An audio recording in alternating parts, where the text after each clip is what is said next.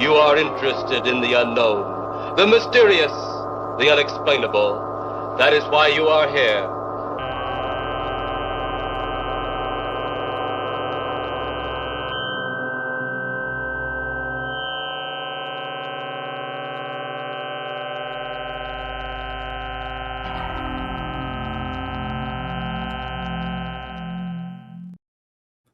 Welcome back to the Code RAD show, everybody. With me here is Jim. Hey, Jim.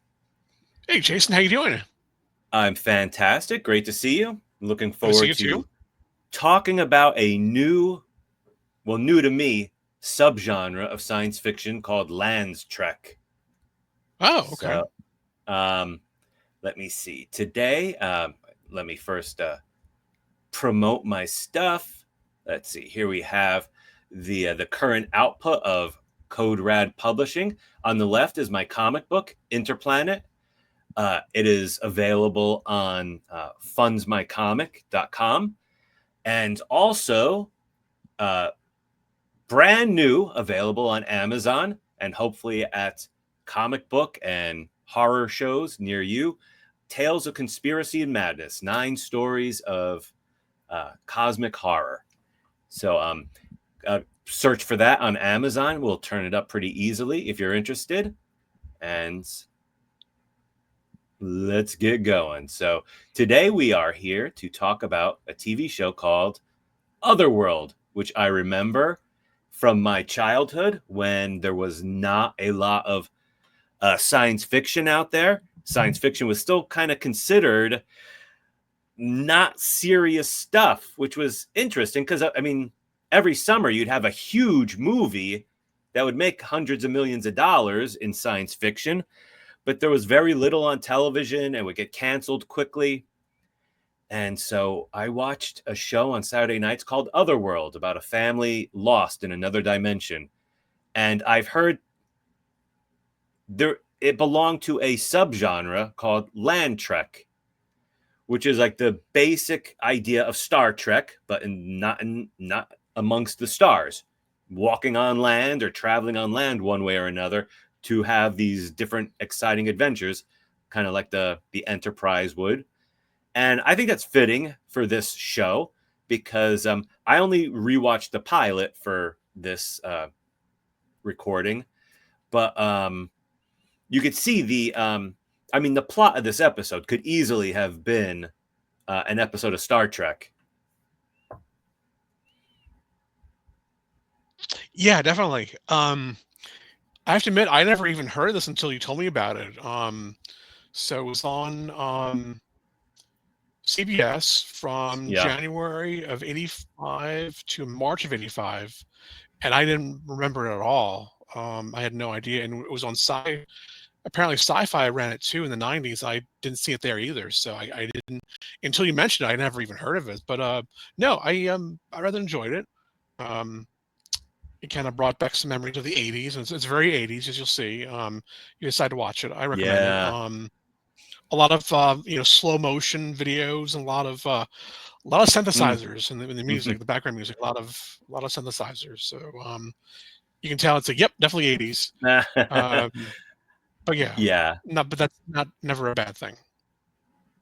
No. Now in the the era of Stranger Things, of course, that was one of the main draws of that show. Stranger Things became, like the water cooler show of the year. I forget what year it was. It came out like 2018, something like 15? That, 2017. Something like that, yeah.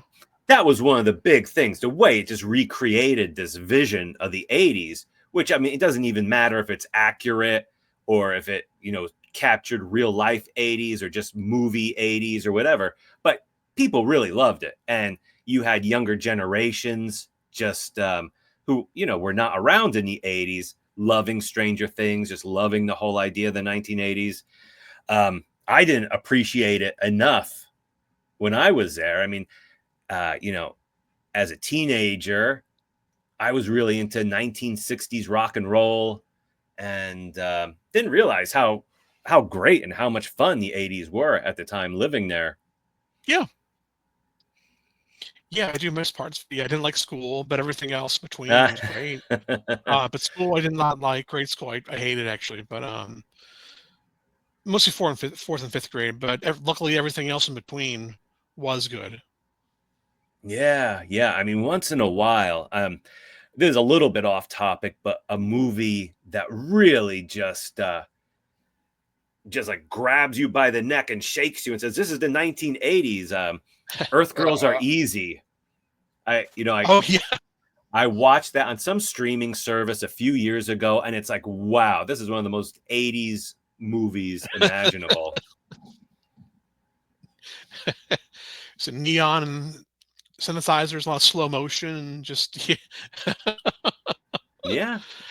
Yeah. And I mean, and attitudes like optimism. I feel like the 80s were very optimistic. People They were. Yeah, I think they just were. had, yeah. Yeah, This something might that be off kind of topic. got switched off in the 90s, which 90s were a good time too. Everyone has good memories in the 90s. A lot of good shows to watch, a lot of good music.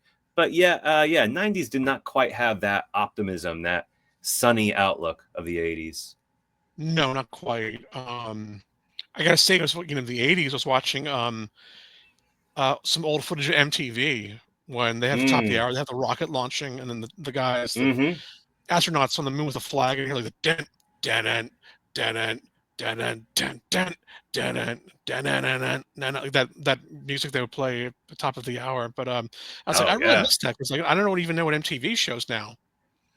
Oh gosh, yeah. I mean, yeah, it's not on anyone's mind. I can't No, imagine many people are watching it. I mean, you something like the Jersey Shore was a huge phenomenon. It felt like it was. Yeah, everyone it was was. watching it, but even now it was like over 10 years ago.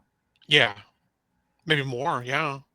I mean, Um, it kind of kept staggering forward with like, different reunions, and I think they may have even revived it on other cable channels and stuff. But really, the first few seasons when everyone was into it and watching it, that was a long time ago. And a lot of the stuff I hear about it, some like I don't remember, like things about like teenage moms and stuff. I don't even remember the name of the show. yes, I think they were that may popular. have I been I it. I never watched a single episode of it, but now, I mean, yeah, it's not even in the conversation. I don't think anything about MTV, and No. so. It's like I'd rather like do laundry than watch MTV now. Nah. It's really just like the laundry channel. Just watch laundry spinning just 24/7. It's like be just about as entertaining as they have now. So but yeah, but this was a good series. I liked it very much. Let's see. All right. Well, Um, let me open oh it yeah, up with a very brief video that speaking of the 80s, this is a very 80s piece of dialogue. And when I watched this is like 2 minutes into the episode. No, 1 minute into the episode. It's like practically like the first thing that happens. And it's very 80s. So here, start off with a fantastic view of the pyramids, which I'm a sucker for. If you notice, my book has a pyramid on the cover, a South American pyramid, but a pyramid nonetheless. They're pretty similar. So let me share screen, and let's see, what's it like when you're visiting the pyramids with your family in the 1980s. Let me see. Am I sharing it? Yeah, it's on there. All right.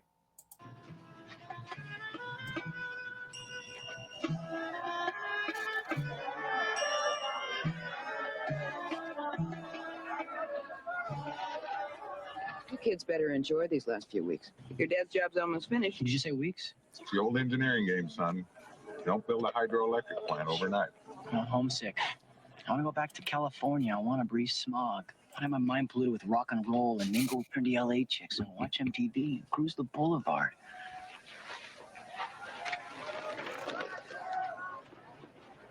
4 months in the shadow of the Sphinx changes a man's priorities. All right. Things were definitely different in the 80s. Longing for that LA Much. From the smog hair and to the clothes. oh yeah, the feathered hair, the blow dried hair. Wow. So yeah, Shoulder when I came pads. up with the idea of watching this episode and I saw that very brief scene, I was like, yeah, we got to watch this. Unfortunately, there's one more funny scene which I will show. And unfortunately, that was about it.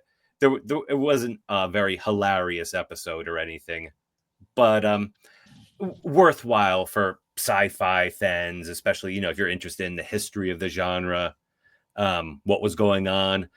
I will say before handing it over to you, I think this show kind of demonstrates why I was such a big Doctor Who fan as a teenager in the 80s. Even though this show has some interesting ideas, I like parallel dimensions and pyramids and Egyptian stuff, a lot of good stuff in it. But it was, it just, I wanted just adventure, going out and fighting aliens and monsters and saving the world. I was a teenager. I was sick of my family. The last thing I wanted to do is go on like an intergalactic or interdimensional adventure with your mom and dad and sister. So Right. Little brother, something like Doctor Who, where you just are an alien going out and fighting things like Daleks. That was much more my speed. Oh yeah, no, Doctor's definitely the better. I would say definitely the better of the two shows. Yeah. Oh yeah.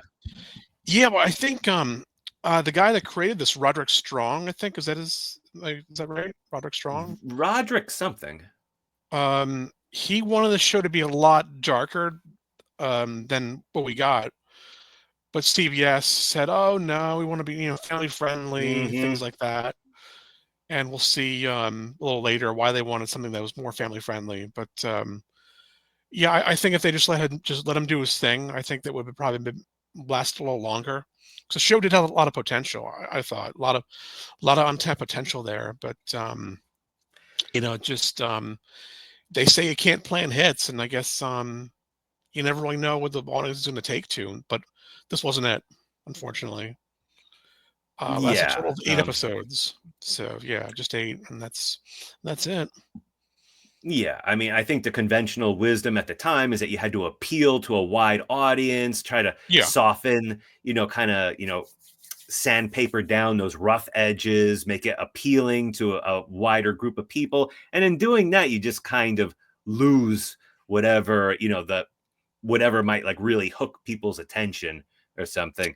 So kind of a lot of interesting ideas, cool stuff but overall just kind of became kind of bland with, like you said, network interference. Yeah. I think they let him do his thing. Just do something a little different rather than trying to copy something like if there were a lot of family friendly programs back then, I guess trying to copy those rather than just kind of just doing something a little different, maybe go against the grain. But I know that studios or network executives don't really think like that. I don't think. I think it's a lot worse now than back then. Well, but yeah, they don't really like things that are different, going against the grain. They just think it's too much of a risky gamble. Right. Yeah. And I mean, they thought so little of, the creative process and everything. Is like the pilot episode was originally like 2 hours, had like 2 really? adventures. Yeah. We're seeing like half of the, the pilot episode as it was originally shot. And, for whatever reasons, they just decided, 2 hours, we don't want to have a 2-hour premiere. We'll just do 1 hour. And so they cut off the second half of the episode and then didn't even show it the following week. Jeez. So it's like there was no thought to, the vision of the writers and directors and everything. It was just like, I would just cut off this part, show it 4 weeks down. Just in that way, I think, very different from the way television is now today with, prestige shows where the idea of just, editing an episode like that, it's almost unthinkable now, at least with, the big pop, the big critically acclaimed shows. Here. So yeah, I'll get this out of the way as our family is about to be catapulted into their adventure. They, taking a tour of a pyramid, and I think a hilariously funny bit of dialogue occurs, which I had to share. So let me.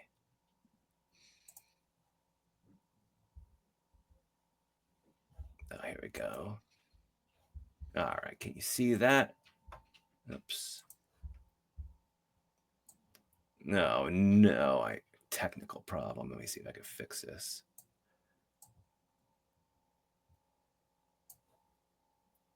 All right, sorry about that. Let me see.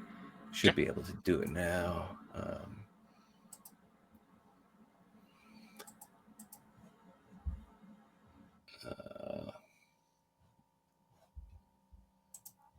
All right, sorry about that. Let me see.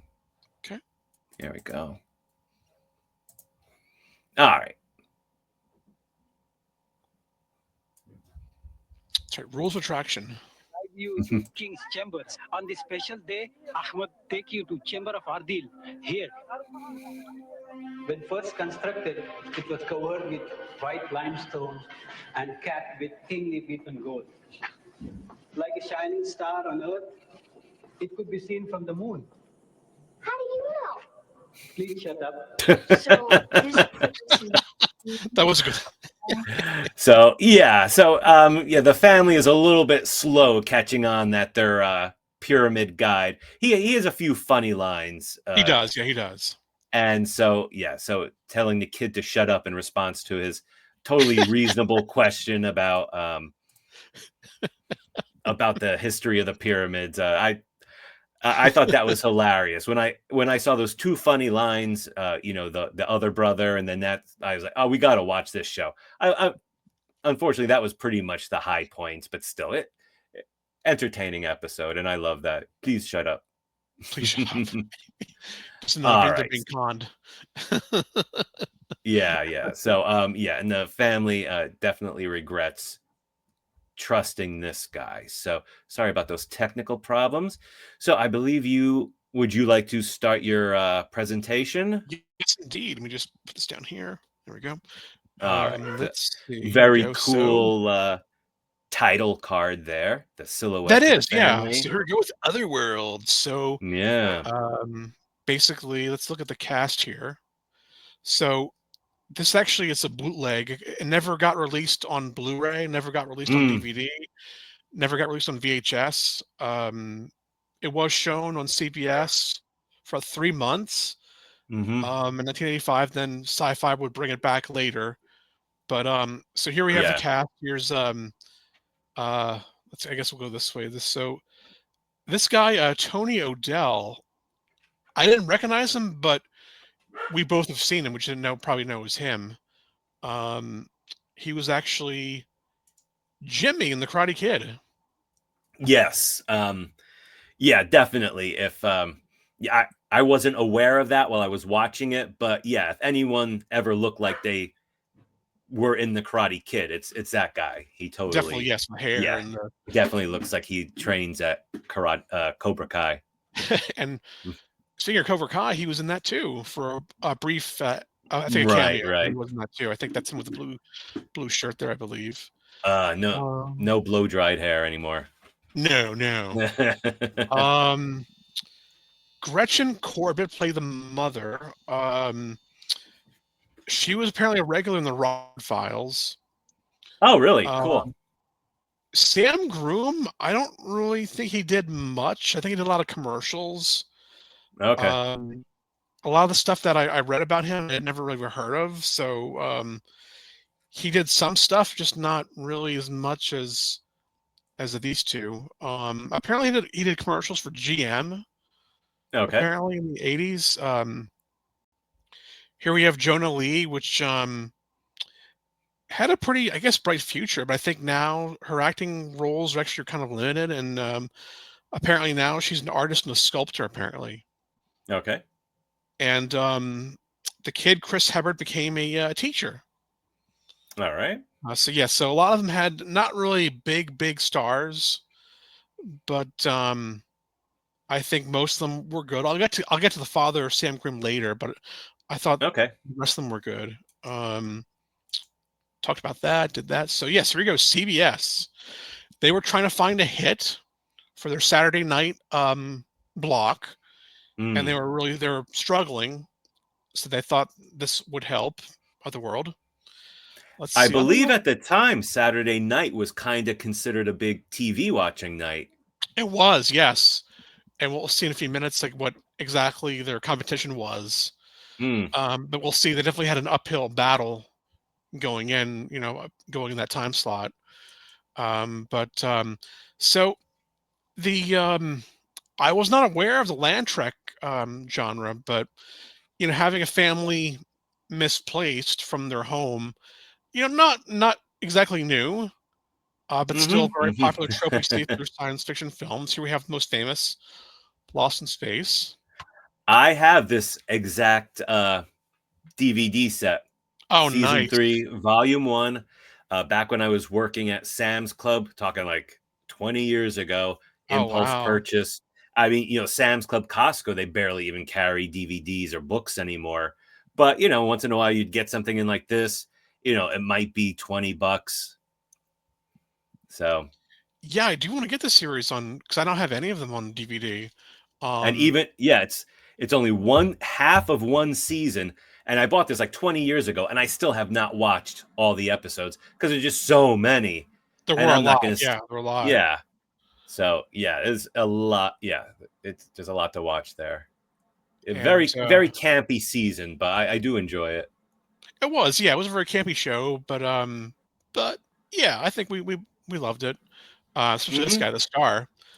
Oh, the pain. Oh, the Ah, pain. Just can't forget him. He was fantastic. And actually met him at a convention at Cherry Hill in 1996. And oh, nice. he was amazing. He was just a great Really? guy. And I miss him. Oh, Yeah, he was a cool. great guy. Yeah. Um, um, his autograph was $5. Oh man. And I had only four. And I said, "Is it?" He's like, "Yeah, go ahead, come on." Yeah, Ah, so that was very, yeah. That's imagine paying $5 for a celebrity's autograph. nice. Yeah, that's incredible. How much is it now? It's like 500. Um, Yeah. in the 60s, we had Lost in Space. In the 70s, we had this show, another series where the family gets misplaced from their home. Yeah. Yeah. Great Um, one. and so Otherworld did have a lot going for it. Had a lot of good guest stars. We see Ray Walston That's as right. Yeah, he was in it. Yeah. he was, yeah. People here he is from as Uncle Martin Mm-hmm. from My Favorite Martian. They had other guest stars like Mark Leonard, that was no stranger to science fiction. Here we have Mm-hmm. him as a Romulan, a Vulcan, and a Klingon. Yeah. He was in the Yeah, I episode. remember watching an episode of Star Trek with this actor in it, but he wasn't playing Spock's father, and it was very confusing because Yes. I wasn't sure exactly what was going on. Like, there's Spock's dad, but it was confusing because he had not been introduced as Sarek yet. We should play And a that's different funny. guy. That's funny. He also plays a Klingon too. That's some pretty good makeup there, but that's probably from the movie, the first movie. Mm, Um, okay. it's like, yeah, we need a guy to play pointy ears. Like you play guy Yeah, with yeah, pointy ears. yeah. We're here. Get in here. Yeah. Get in here and play another guy with pointy ears. Let's see. This guy was in Mm. episode 5, Valley of the Motor Pigs. Do you know who this is? I recognize him. I don't Yeah, a lot of remember people his. I know don't know him. his name. Vincent Chiavelli. Mm. So he was in a lot of things. He was in I remember Ghost. Oh, sure, yeah. Remember like Trains, like that guy, the guy in the subway. Okay, yeah. He was in, or maybe Batman Returns, the guy with the organ grinder with the Gatling gun inside. Right, right, That would yeah. sound like, we want the guy that runs the show. Like, what do you want? Not you, whack. We want Yeah. Shrek. So he was in that as well. Yeah, people see him a lot, but a lot of people don't really know his name. That's Vincent Chiavelli. Yeah, he was another guest star. Mm-hmm. Here we have Barbara Stock. She was a regular in Spencer for Hire. Okay. She's in episode 3, Paradise Lost.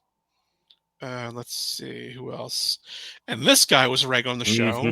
Um, it's kind of weird to see because I never really saw him with hair. This is Jonathan Banks, but we would see him later on in Breaking Bad as Mike Ehrmantraut. Sure. Yeah. I think he had, a big career playing small parts like this. And of course, but yeah, he really got indelibly imprinted on a lot of people's minds with the role in Breaking Bad. So Okay, yeah, we all think of him as bald. yes, exactly. Yes. Let's see. So I was going to get into here, like why. It was a good show. It was very well written for the most part. Um, it wasn't perfect, no. But I think it was going to get into now why it struggled. Why it didn't last that long? And well, Mm. let's look at the opposition in the time slot. So NBC had a pretty popular show you might know. Um, Different Strokes, of course. That was you know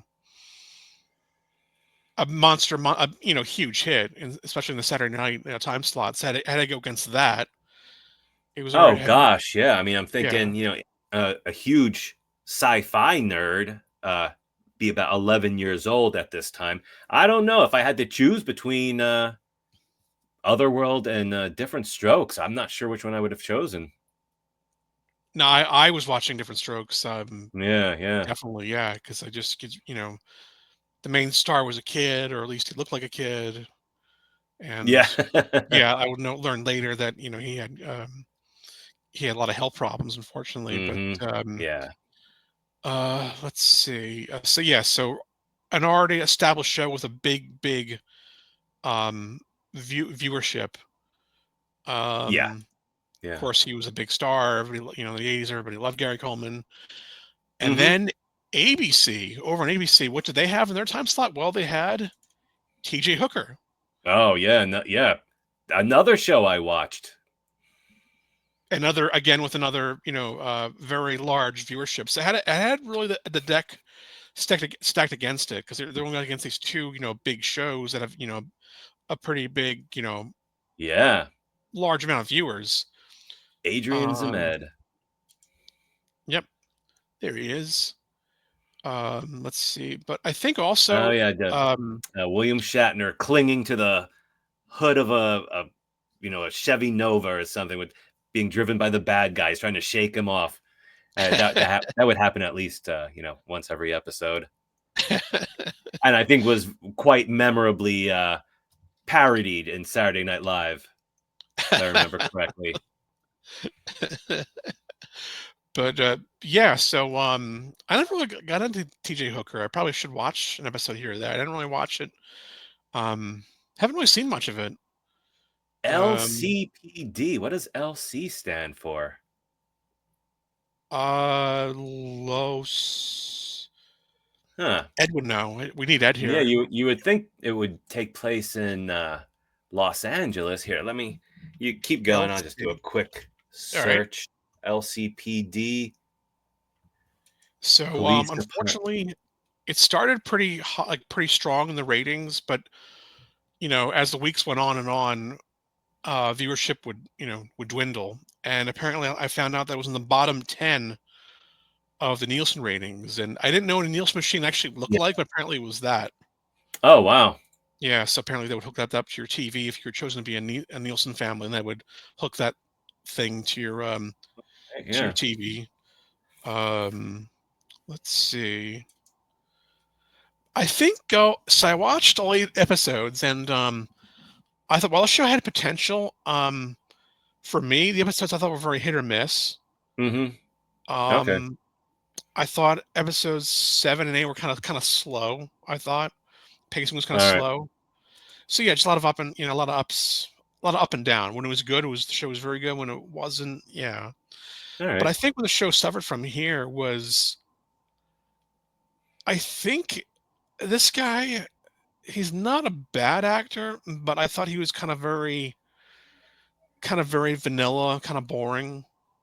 Yeah, yeah. A little low key.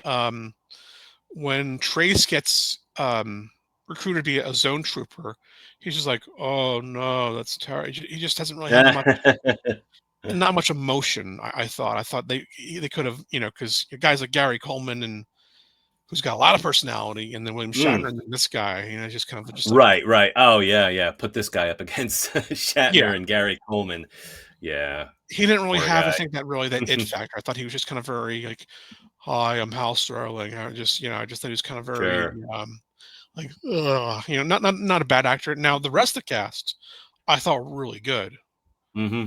Um, but I thought they all were very talented actors, but the rest of them. But I thought he was just kind of there. I Yeah. thought not really enough of a big, strong presence.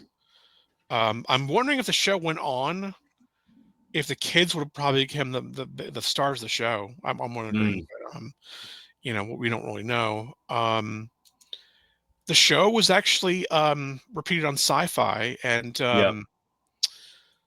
let's see. I remember at a convention in 1991 in January, they had these flyers with that very logo on it. They were giving out, promoting, the inception of the science fiction channel, what they would have, and I Oh, think the weird. show wouldn't debut for another, or the actual network rather wouldn't debut for another year. Okay. But I do remember, yeah, this very logo, and it's a cool logo. That's pretty neat. Yeah. Yeah. I Uh, mean, definitely a lot better than a sci nonsense they uh, transmogrified into. yeah, they Who? used. I mean, does it even exist anymore? I assume it does, but certainly, I never. I don't think I thought about it since Battlestar Galactica went off the air. No, it's still around, but it's like people are like, nobody cares. It's just like it's No.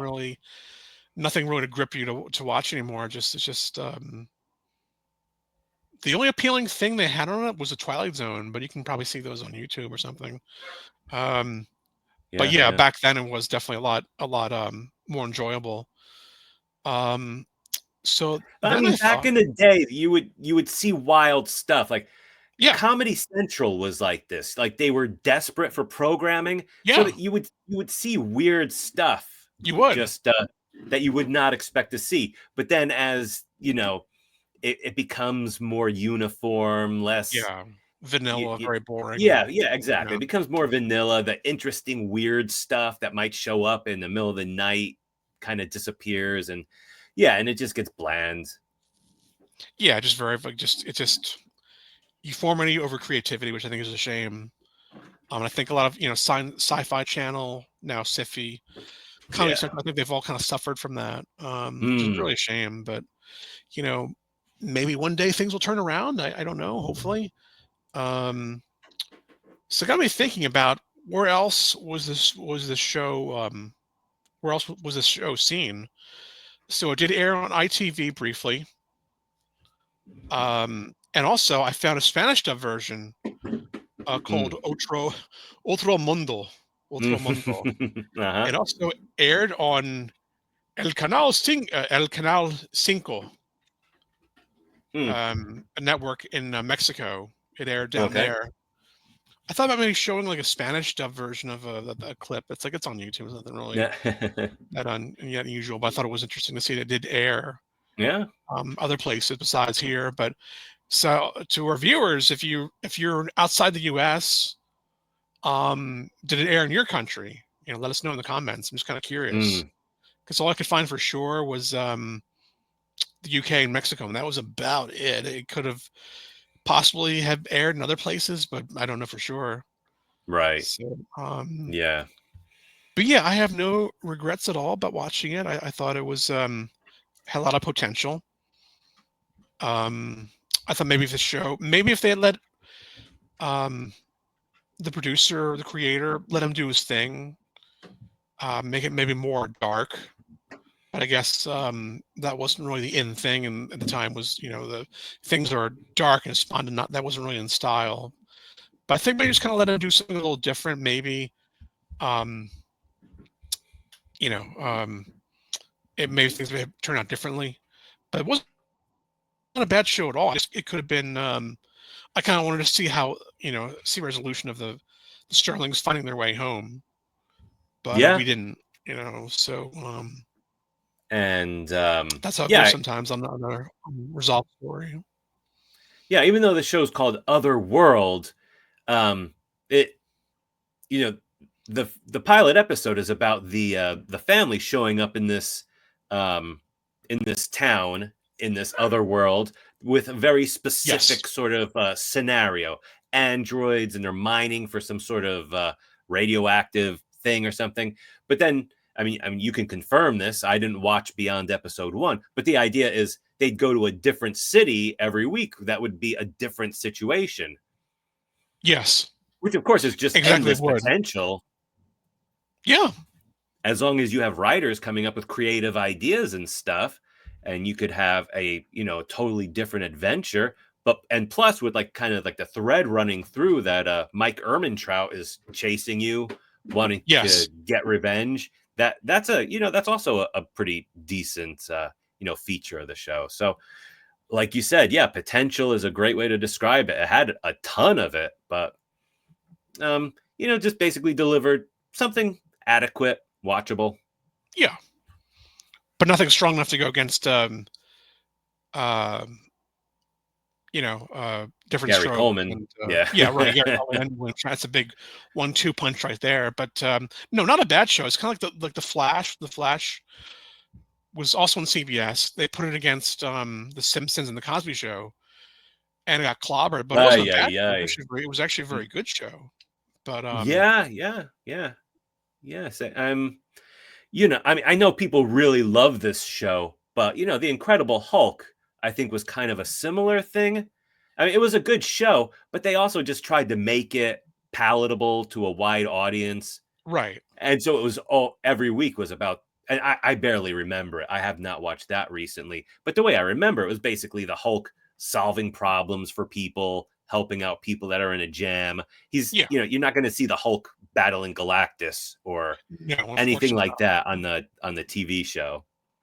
unfortunately not the leader or the Right. Hulk's Yeah. not really Batman, and like has a really good rogues gallery. The Hulk, he has some, but the leader Abomination. But yeah, there's no way with the budget they had they couldn't do either one of those characters. Yeah. And I don't think that was the mindset of, network television at the time. No. They took the character and fit Possibly it would have loved it back then, into yeah. kind of like a typical television template, kind of like almost like, Magnum PI, except he's radioactive and 8 feet tall and green and Yes. super strength. Just the Hulk goes and solves problems for people every week. He's a lot like the Fugitive, Sure. Yeah. from one town to another to another to another, and yeah. Shame also they didn't really include the other Marvel. I think they did later with the TV movies. They had Thor and Daredevil, but I guess special effects they probably couldn't. I'm sure they want to do probably more than they did, but they had to do what they. It was a good attempt, I think. First. Yeah. Yeah, that's true. They did do that. I believe it was a special where they did bring in more of the comic book, style elements and stuff. But yeah. All right. So I think I'm tapped out discussing Otherworld. You got anything else? No, I think it's about it. Just yeah, if you're outside if you're outside the USA, and if this aired in your country, let us know. Definitely get your copy of Interplanetary 1. It's very, very good. Thank you. As much as I love DC and Marvel, it's going to kind of clear the palate every now and then. I would definitely give this a try. So just something a little different. Thank you. Yeah, it's, the Interplanet is the start of a big sci-fi epic. Big adventure. If that sounds like it's your idea of entertainment, give it a look. Very exciting. Yeah, very exciting. Science fiction, sci-fi, James Bond type elements, all in one 32-page comic book. So indeed. And we will be back soon talking about comic books before you even know we're gone. So look out for the next episode of Code Rad coming up soon. Thank you, Jim. Indeed. Thanks, man. Take care. Yeah. Goodbye, everybody. See you soon. Take care, everybody. Bye for now. Like and subscribe. Arrivederci.